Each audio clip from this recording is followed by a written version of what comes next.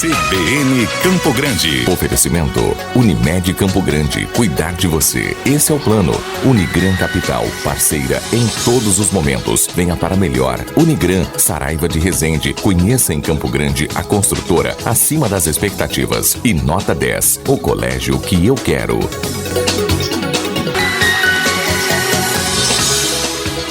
9h40 em Mato Grosso do Sul. O Pix, novo sistema de pagamentos e transferências desenvolvido pelo Banco Central, começou a operar no Brasil no dia 5 de outubro com o cadastro das chamadas chaves Pix. E a nova tecnologia entrou em funcionamento nesta segunda-feira, dia 16, com quase 30 milhões de brasileiros cadastrados. E para entender o que essa nova ferramenta vai trazer de transformação para a vida dos brasileiros, a CBN inicia hoje uma série de 3 entrevistas que vão falar sobre diversos aspectos para consumidores, lojistas e empresas de tecnologia. E abrindo a nossa série sobre o Pix, nós vamos falar agora ao vivo com a doutora em tecnologia e especialista em proteção de dados, professora Janete Bá Estevão, da Universidade Federal Tecnológica do Paraná. Professora Janete, bom dia e obrigada por aceitar o convite. Bom dia, Ingrid, bom dia a todos os ouvintes, é uma satisfação estar aqui com vocês falando desse tema que é muito importante e vai impactar muito o nosso dia a dia nas nossas transações de pagamento e recebimento de dinheiro. Professora, para a gente começar, eu gostaria então de começar falando sobre as mudanças que o Pix vai trazer aos consumidores. O que vamos ter de novo com essa tecnologia? Essa tecnologia vai viabilizar uma modalidade de pagamento que nós não tínhamos ainda no país, que é um pagamento instantâneo, um recebimento em até, a previsão é de 10 a 15 segundos, que esse valor esteja disponível na conta do recebedor. Então, hoje nós temos outras modalidades de pagamento, até a própria TED, o DOC, mas eles levam mais tempo para serem processados, né? Ou boletos, por exemplo, que levam 2, 3 dias para serem processados. Então, a grande diferença do Pix é justamente a disponibilidade da moeda em tempo praticamente real dentro da conta da pessoa que está recebendo aquele valor. E o que é preciso ter para usar o Pix? É preciso ter uma conta dentro de uma instituição financeira, não necessariamente um banco, pode ser então uma instituição de pagamento, uma fintech, uma carteira digital, alguma instituição que esteja cadastrado dentro do sistema do Pix. Mas veja, hoje as instituições bancárias, né, que têm mais de 500 mil clientes, são obrigadas a aderir. Então a gente está falando de todos os bancos. E nós já temos hoje cadastrado, eu vi até esse dado recentemente, 734 instituições vinculadas. Então, provavelmente, a instituição que você tem um vínculo já está vinculada, já está cadastrada no Banco Central e já está autorizada a operacionalizar o Pix. E o Pix, ele tem tarifa para a pessoa física?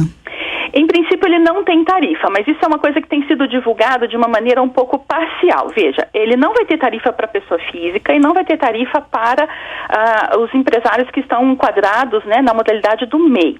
Entretanto, lá no Banco Central tem todas as regras. Então, se há uma caracterização do uso para fins de atividade comercial, então as instituições que operam o Pix, elas estão autorizadas a fazer uma cobrança, inclusive para as pessoas físicas. Em que situação?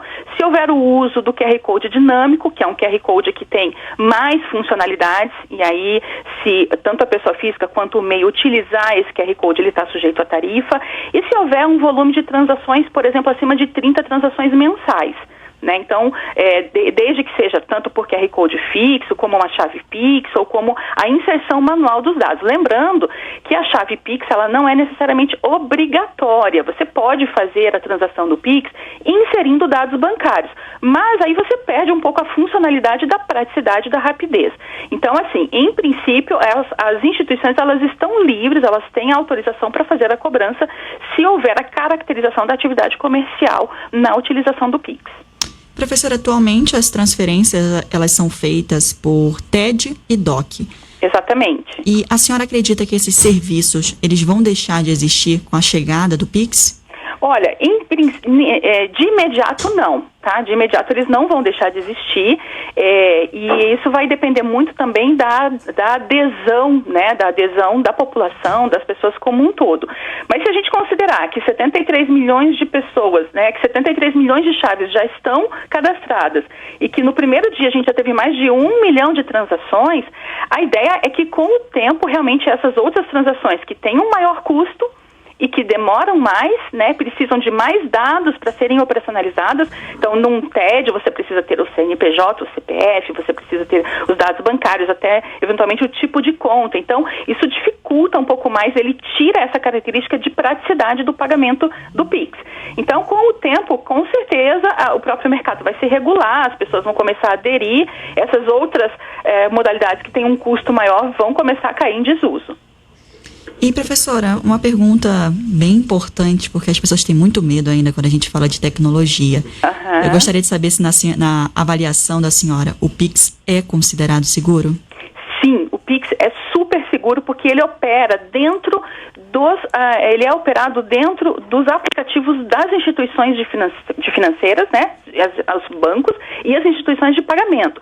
Então, uma coisa muito importante para deixar claro, não existe um aplicativo do Pix especificamente, não existe um site para você entrar e fazer o cadastro do Pix. O Pix ele é feito dentro da sua instituição financeira, então todo o lastro de segurança que já tem dentro dos aplicativos dos bancos e dessas instituições que já estão também vinculados e homologados dentro do sistema Pix no Banco Central, é o mesmo nível de segurança. O que acontece em termos de vulnerabilidades, digamos assim, ou até de riscos? Você receber mensagens, por exemplo, eu recebi ontem uma mensagem escrita assim, Banco do Brasil, clique aqui para atualizar a sua chave que está desatualizada, a sua chave Pix está desatualizada. Nem conta no Banco do Brasil eu tenho.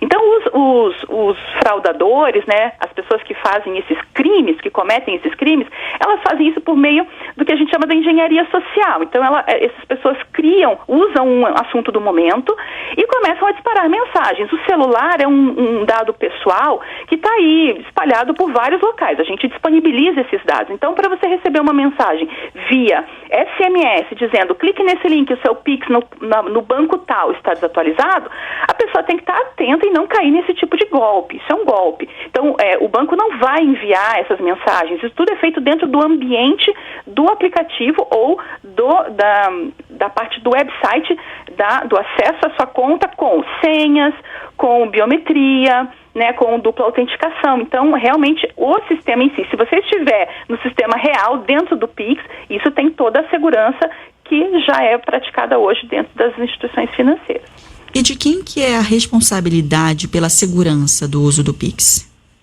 Tanto do Banco Central quanto das instituições financeiras. Mas a gente tem que também entender que o usuário, né, isso é uma cultura de segurança que precisa ser trazida mais à tona no país. Eu acho que a Lei Geral de Proteção de Dados trouxe um pouco essa consciência, né, vai exigir essa consciência também dos titulares de dados. Os seus dados são você. Então, você não pode disponibilizar o seu CPF, o seu nome, a qualquer pessoa, né, o seu e-mail. Hoje, esses dados são, inclusive, utilizados como chaves Pix. Eles são utilizados para que a sua conta seja identificada. É como se fosse um acesso, né? Você pode usar o dado da sua conta, mas você pode usar também os seus dados pessoais para identificar a sua conta, que é o que a gente chama, o que o Banco Central convencionou de chave Pix. Então, a responsabilidade pela segurança acaba sendo de todos. Das instituições financeiras nas suas operações, do Banco Central, que oferece a infraestrutura de todo o pagamento, criptografia, mas também dos usuários, dos titulares, que estão hoje ainda com uma certa... não disponibilizam sem parcimônia seus dados pessoais, não fazem esse cuidado e também não necessariamente estão atentos, né, a, como eu mencionei, essas mensagens de golpes, essas solicitações. Então, a gente precisa ter uma educação para a segurança, acho que mais afinada. Isso é algo que realmente a gente vai precisar para poder fazer uso de todas essas tecnologias que, na verdade, no fim das contas, elas têm a intenção de facilitar a vida de todo mundo, diminuir o custo, ampliar a possibilidade de participação de mais players dentro desse mercado, né, reduzindo a barreira de entrada. Então, é um ganha-ganha. Entretanto, cada um tem que fazer a sua parte. É aquela máxima, né? Tem pessoas que são responsáveis por proteger, mas é importante que as pessoas estejam atentas, não coloquem os dados em qualquer lugar, esteja sempre buscando saber aonde que está inserindo os dados, o que está fazendo, né? Exatamente. Por exemplo, eu já vi perguntas da pessoa dizendo assim, eu cadastrei o meu telefone celular em 2 instituições, onde é que eu vou receber o meu pagamento? Isso é impossível. Você não pode cadastrar o mesmo número em 2 instituições. Você pode cadastrar cada chave que você vai usar como chave Pix em apenas uma conta. Claro que você pode ter uma chave numa conta. Eu, por exemplo, trabalho com 3 bancos. Então, eu posso cadastrar uma chave para cada conta. Não pode ser a mesma. Então, se uma pessoa diz que fez isso, ela nem prestou atenção no momento de cadastrar. Ela deve ter feito um cadastro de outro número, ela se confundiu. Então, assim, quando a gente vai fazer esse tipo de operação que lida principalmente com dinheiro, toda atenção é necessária, se informar é necessário. Eu acho que falta também um pouco da parte educacional das próprias operadoras, né? Então, existe muita propaganda das facilidades, mas como fazer isso com cuidado, com responsabilidade? Isso fica daí também como responsabilidade de quem está operando essas transações, que são as instituições financeiras e instituições de pagamento. Então, é como você vai aprender a dirigir um carro. Você quer ter o benefício do transporte do carro? Você tem que passar por uma capacitação para isso, né? Você tem que ter uma habilitação. E aqui, minimamente, a gente também tem que ter esses cuidados, porque, afinal de contas, a gente está falando do nosso próprio dinheiro. E se nós fizermos uma transferência via Pix para uma conta que não é de quem a gente estava necessariamente tentando fazer, se a gente fizer isso de uma maneira errada, esse dinheiro não volta, a não ser que o recebedor faça a devolução. Mas não há como fazer uma cobrança disso, porque você incluiu os dados, você passou pela tela de verificação e de aprovação, você inseriu a senha, então precisa ter realmente todos esses cuidados. Professora, a gente agradece a sua participação e sua disponibilidade. Tá, muito obrigada. Eu só queria fazer uma pequena correçãozinha. Eu não leciono na UTFPR, eu sou formada pela UTFPR, mas leciono em outras entidades. Mas agradeço muito a oportunidade e acho que esse é um tema muito relevante e a gente precisa realmente trazer educação para a população nesse sentido, e isso é um papel muito importante também dos meios de comunicação. Vocês estão de parabéns. Muito obrigada. CBN Campo Grande. Oferecimento Unimed Campo Grande. Cuidar de você. Esse é o plano. Unigran Capital. Parceira em todos os momentos. Venha para melhor. Unigran, Saraiva de Resende. Conheça em Campo Grande a construtora acima das expectativas. E nota 10. O colégio que eu quero.